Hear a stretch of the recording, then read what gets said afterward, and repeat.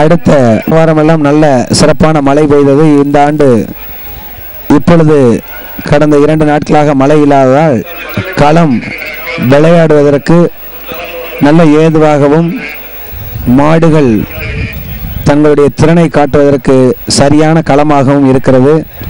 ஆகையால் சகதியாக இருந்தால் சுமை அதிகமாக இருக்கும், மாடு மிகவும் கஷ்டப்படும். ஆனால் இப்பொழுது அது போன்ற ஒரு நிலை இல்லை. வடமலையாஸ் மாட்டின் உரிமையாளர் தம்பி. ஆஹா, அற்புதம் அற்புதம் அற்புதம் அற்புதம் அற்புதம். ஆஹா ஆஹா ஆஹா, சிறிய மாடாக இருந்தாலும் கூட சிறப்பாக விளையாடுகள். ஆஹா, அற்புதம். ஆஹா, ஒருத்தர் ஸ்கேட்டிங் வருகிறார் பாருங்கள். பாவம், அவர் பெரியவர். ஆஹா, அற்புதம் அற்புதம் அற்புதம்.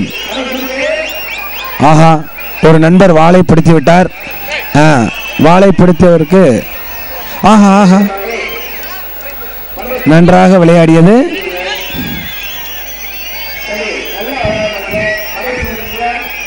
நன்றாக நன்றாக விளையாடி கொண்டிருக்கிறது.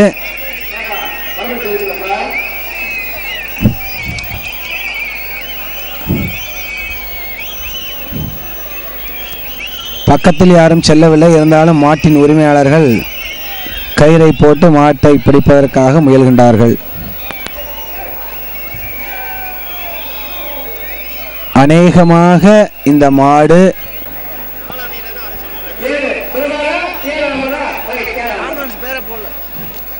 ஆம்புலன்ஸ் பேர் போட்டிருக்குப்பா. வடமலையான் எமர்ஜென்சி ரெஸ்பாண்ட் ஆம்புலன்ஸ் வந்து கொண்டு நிறுத்தப்பட்டிருக்கிறது. மாடு கலட்டி விடப்படுகிறது.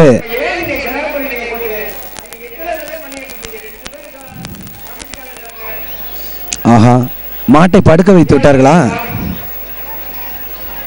மாடு படுத்து விட்டது. சிறிய கன்றல்லவா? அநேகமாக உங்களுக்கு தெரிவதற்கு எந்த வாய்ப்பும் இல்லை. ஏனென்றால் சுற்றி சூழ்ந்து இளைஞர்கள் இருக்கின்றார்கள்.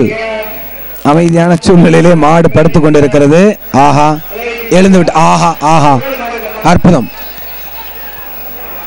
சொன்னது சரியாக. நத்தம் பகுதியைச் சேர்ந்த மாடு.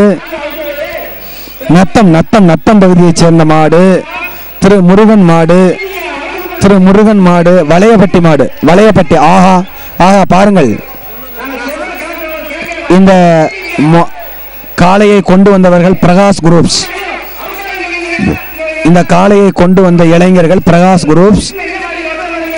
வளையப்பட்டி வளையப்பட்டி நத்தத்தினுடைய காளை சிறப்பாக விளையாடும் என்று கேள்விப்பட்டிருக்கின்றோம். இருந்தாலும் நம் மண்ணில் எப்படி விளையாடுகிறது என்று பொறுத்திருந்து பார்ப்போம். மாற்றப்படுகிறது. பிரகாஷ் குரூப் கொண்டு வந்த இந்த காளை நத்தம் வளையப்பட்டி முருகன் மாடு. விலகி விடுவார்கள். கண்டிப்பாக வடமும் கயிறும் இருக்கின்ற வரை மக்கள் சூழ்ந்து நிற்பார்கள். ஆனால் வடம் மாற்றப்பட்டு கயிறு எடுக்கப்பட்டால் கண்டிப்பாக நாம் இளைஞர்கள் பக்கத்தில் இருக்க மாட்டார்கள். இன்னும் ஓரிரு மணித்துளிகளில்